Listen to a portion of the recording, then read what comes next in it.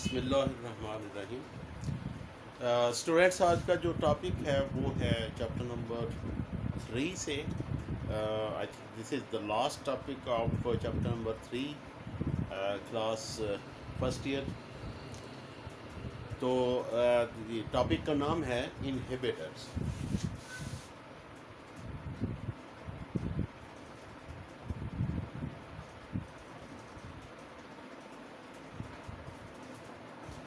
देखिए, inhibitors simply इसका ये इंग्लिश का प्लेन इंग्लिश का वर्ड है और इसका मतलब होता है ऐसी चीज़ जो कि किसी दूसरी चीज़ को रोक दे। इनहिबिट का मतलब होता है रोक देना।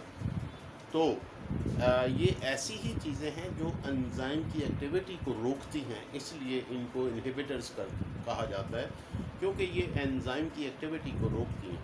अब एंजाइम के बारे में आप पढ़ चुके हैं कि एंजाइम कैसे, यानी जो एंजाइम का मैकेनिज़्म ऑफ एक्शन क्या है, आप पढ़ चुके हैं कि एंजाइम्स जो हैं, यानी एंजाइम जब किसी सबस्ट्रेट के साथ एक्ट करता है, सबसे पहली बात तो ये है कि एंजाइम्स आर सबस्ट्रेट स्पेसिफिक, यानी एंजाइम हर सबस्ट्रेट के ऊपर एक्ट नहीं करता, बल्कि एक ख़ास जो उसका सबस्ट्रेट है जिसको वो प्रोडक्ट में तब्दील कर सकता है, उसी के साथ वो बाइंड करता है।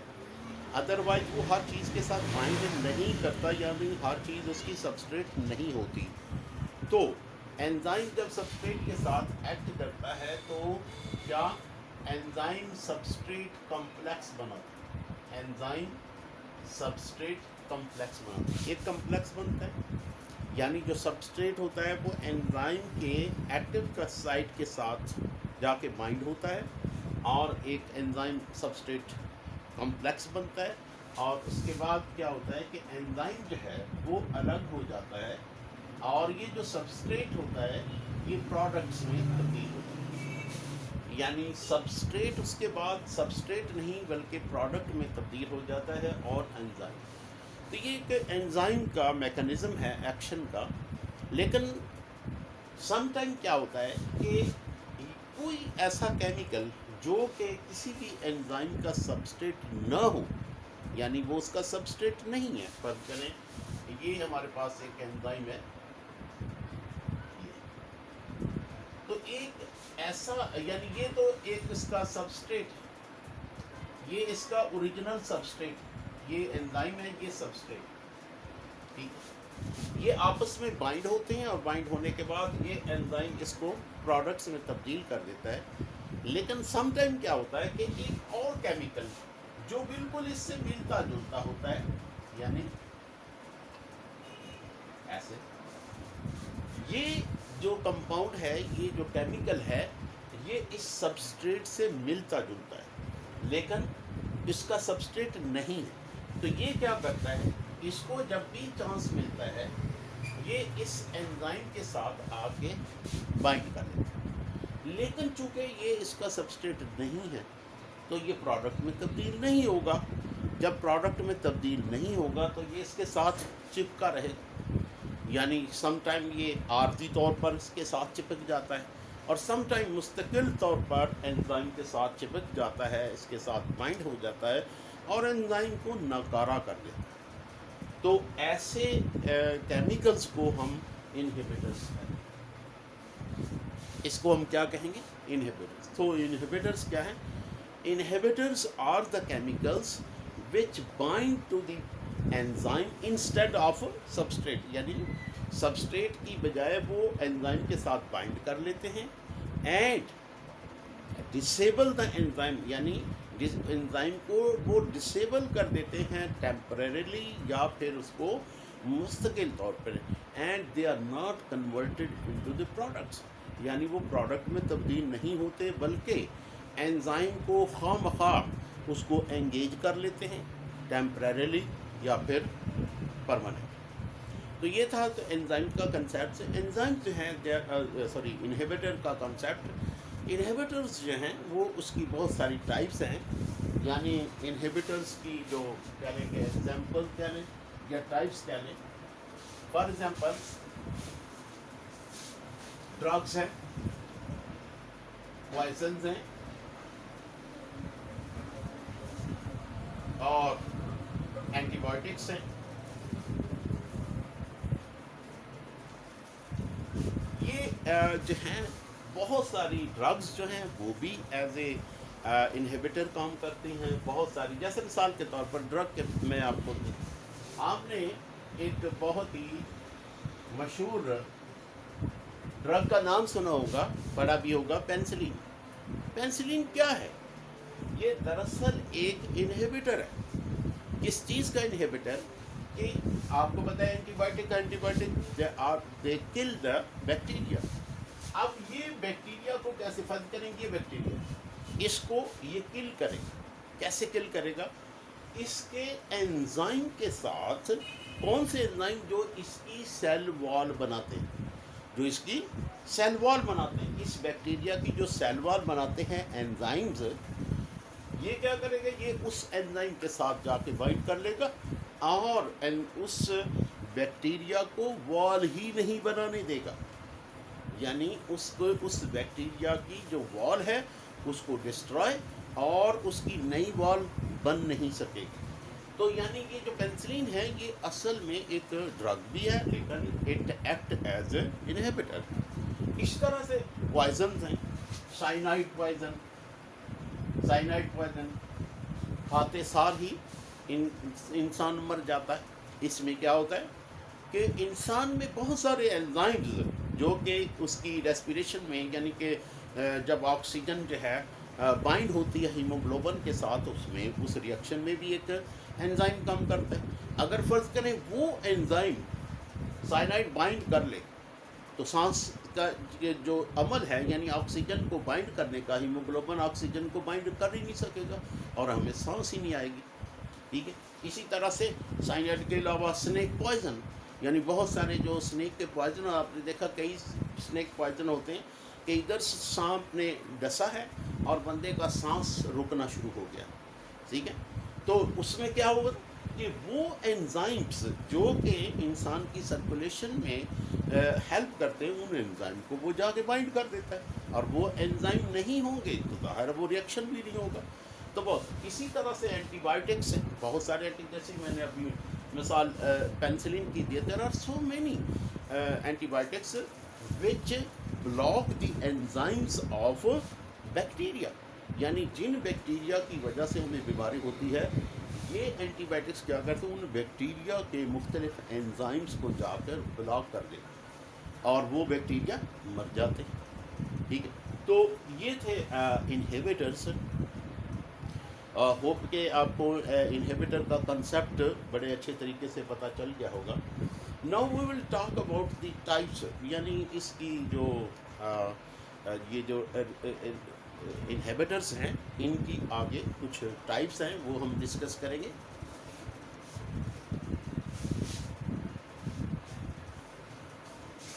सबसे पहले ये कि there are two types of inhibitors. Number one, reversible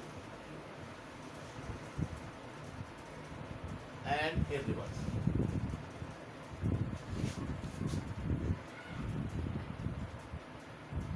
देखिए रिवर्सिबल क्या है कि रिवर्सिबल, आपने दोनों तरह की, ये दोनों टर्म्स जो हैं केमिस्ट्री में पढ़े। There are two types of reactions which are reversible and irreversible. आपने पढ़ा कि इरिवर्सिबल वो रिएक्शंस होते हैं यानी जो ये एक ही तरफ जिनकी डायरेक्शन चलती है वो वापस नहीं होते। इसी तरह से यानी इरिवर्सिबल जो इनहिबिटर्स हैं, ये वो इनहिबिटर्स हैं जो कि किसी भी एंजाइम के साथ परमानेंटली जो है वो बाइंड करते हैं। यानी फ़र्ज़ करेंगे इसके साथ एक ऐसा इनहिबिटर है वो जो इसके साथ बन, ये इनहिबिटर है और ये एंजाइम, लेकिन ये इसके एक्टिव साइट के साथ इस तरीके से मजबूती के साथ इसने इसके बाइंड कर दिया है कि इसके दरमियान में उसने बॉन्ड्स बना लिए।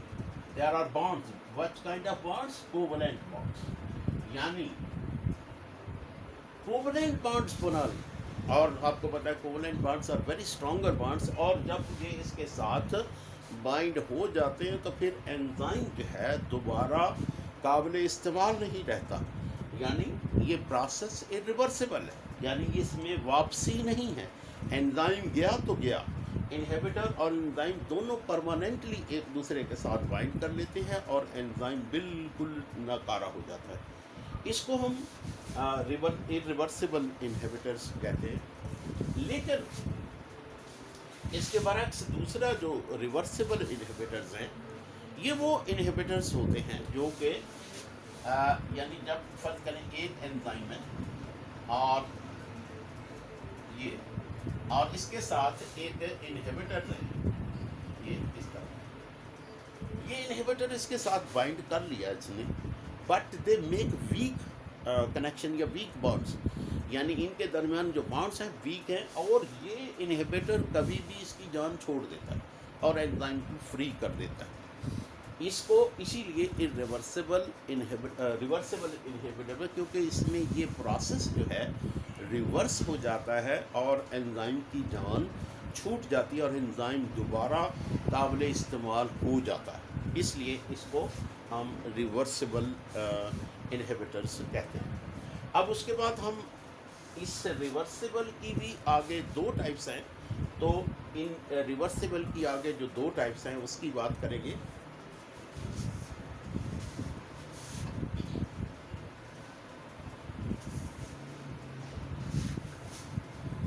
रिवर्सिबल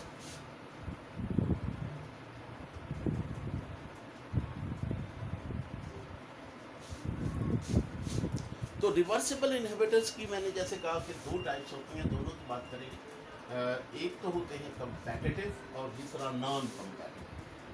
कंपैटिटिव और non competitive. Non competitive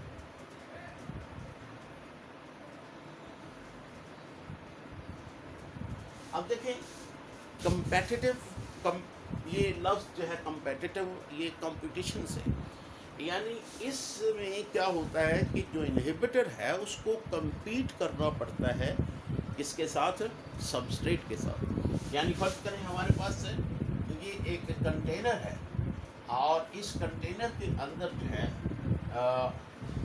enzymes हैं, एंजाइम से ये एंजाइम है, एंजाइम के मॉलिक्यूल्स हैं और इसी तरह से इसके साथ ऐसे कह लें ये जो है ये इसके सबस्ट्रेट और सबस्ट्रेट के साथ साथ क्या है,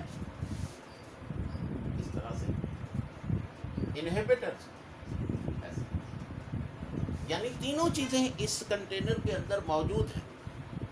इसमें एंजाइम भी है, इसमें सबस्ट्रेट भी है और इसमें इनहिबिटर्स भी है।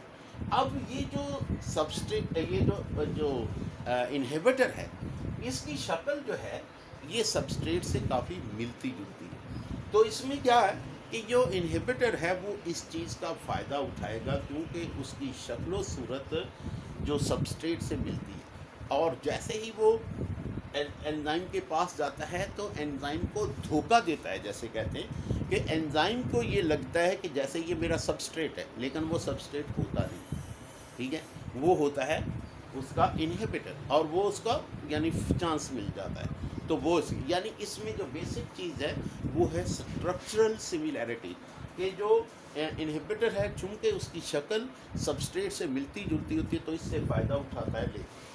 लेकिन ये जो कंपेटिटिव होते हैं इनहिबिटर, इनको हम इनका जो असर होता है ये आसानी से ज़ाइल भी कर सकते हैं। कैसे कि फ़र्ज़ करें हम इसी कंटेनर में काफ़ी ज़्यादा यानी कि है सबस्ट्रेट डाल देते हैं, सबस्ट्रेट ऐड कर देते हैं, सबस्ट्रेट है हर तरफ सबस्ट्रेट के मॉलिक्यूल, सबस्ट्रेट ही सबस्ट्रेट, तो क्या होगा कि सबस्ट्रेट के मॉलिक्यूल को मैक्सिमम चांस मिलेगा एंजाइम के साथ।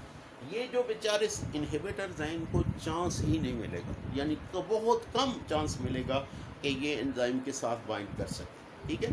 तो ये जो यानी कह लें कि कंपेटिटिव इनहिबिटर्स होते हैं, इनके असर को हम बहुत ही आसानी से ज़ाइल कर सकते हैं। अब आ जाए नॉन कंपेटिटिव की तरफ। नॉन कंपेटिटिव में क्या होता है कि इसमें जो फर्ज कर लीजिए हमारे पास एंजाइम है,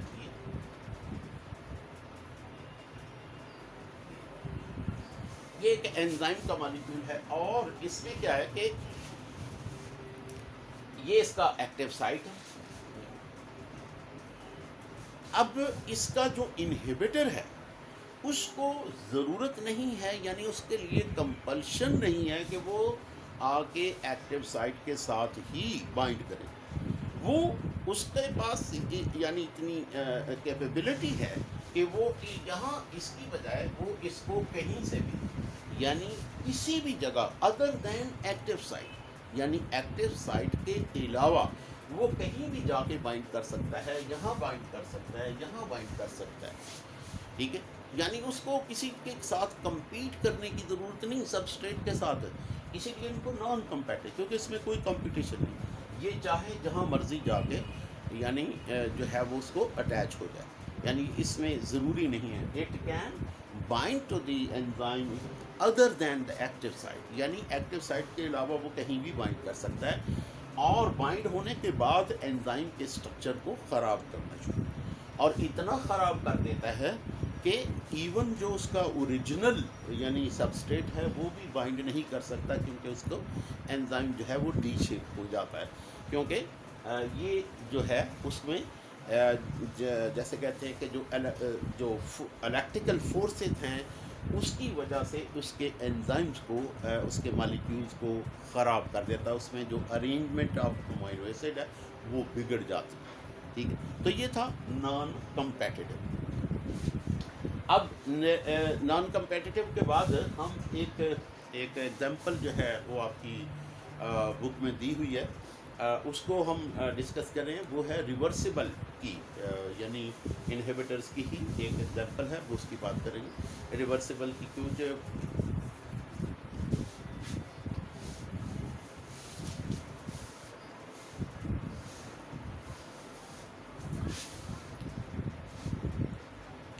अच्छा, ये जो एग्जांपल है बुक में दी हुई है, इसमें आपको दिखाया हुआ है कि किस तरीके से जो स्ट्रक्चरल सिमिलैरिटी का फ़ायदा उठाते हैं मुख्तलिफ इनहिबिटर्स, यानी वो एंजाइम के जो एक्चुअल सबस्ट्रेट होता है, चूँकि उसके साथ उसकी शक्ल मिलती जुलती होती है, इसलिए वो उसको बाइंड कर लेते हैं, लेकिन उसके बाद जो है वो उसको कुछ अरसे के बाद जो है उसकी जान छोड़ भी देते हैं। अच्छा जी, ये आप इसको कम्पेटिटिव इनहिबिटर्स भी कह सकते हैं, क्योंकि ये रिवर्सिबल ही की एग्जांपल है। तो इसमें जो एग्जांपल दिए, ये फ़र्क करें, हमारे पास एक एंजाइम है, ये एक एंजाइम,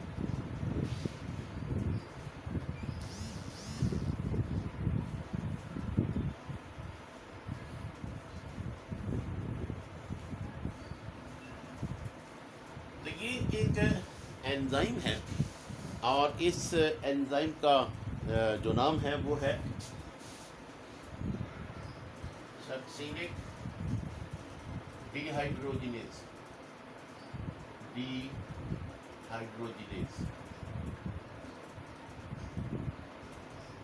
और याद रखें कि जो एंजाइम्स होते हैं उनके वो एंड पर एज लगता है, तो जब एज हो तो आप समझिए कि ये एंजाइम।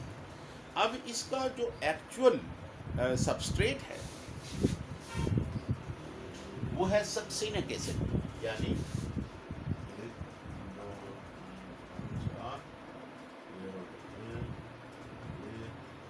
ऑक्सीजन यहाँ पे, हाइड्रोजन यहाँ पे, oxygen oxygen, hydrogen hydrogen hydrogen और हाइड्रोजन। तो जी ये जो इसके अंदर कंपाउंड का मैंने फार्मूला बनाया, ये असल में इसका जो इस एंजाइम का सबस्ट्रेट है जो इसके एक्टिव साइट के अंदर उसको बाइंड किए हुए, यानी ये इसका एक्टिव साइट, और इस एक्टिव साइट के साथ इस सबस्ट्रेट ने, क्या नाम है सबस्ट्रेट का, सक्सिनिक एसिड, इसको इसने बाइंड किया। अब बाइंड करने के बाद क्या करेगा, ये एंजाइम इस सबस्ट्रेट को प्रोडक्ट में तब्दील करेगा। तो इसकी प्रोडक्ट क्या बनेगी, एक तो ये जो दो हाइड्रोजन एटम हैं ये अलग हो जाएंगे, H और N ये अलग हो गए, बाकी जो है ये इसकी प्रोडक्ट है, यानी जो प्रोडक्ट है इसमें आएगा, ये इसकी प्रोडक्ट होगी।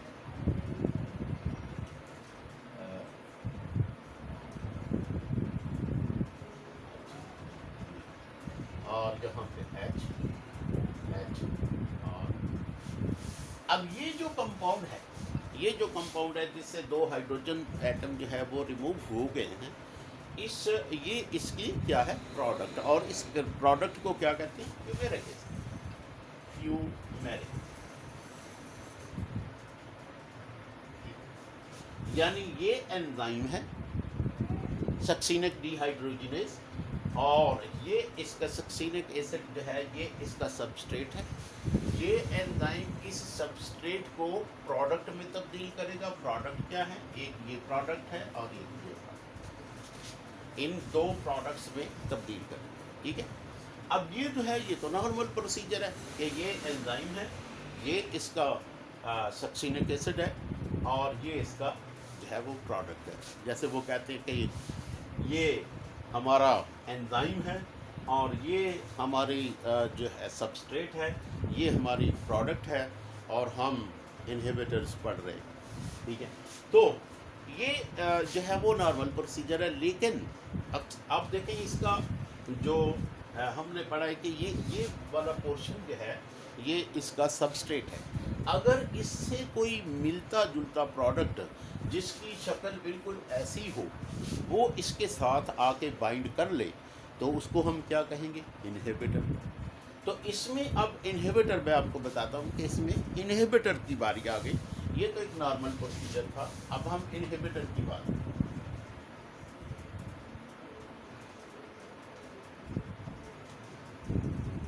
देखिए ये जो इनहिबिटर है ये इसका सबस्ट्रेट नहीं है।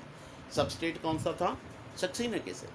अब ये जो इसका जो इनहिबिटर है जो कि इसका सबस्ट्रेट नहीं है, ये क्या है, ये है मेलानिक एसिड। मेलानिक एसिड, अब मेलानिक एसिड का जो स्ट्रक्चर होता है वो काफ़ी हद तक इससे मिलता जुलता है। जैसे कि यानी फर्ज करें ये है C और C और C और यहाँ पे चेक कर लूँ, एक दो और यस ये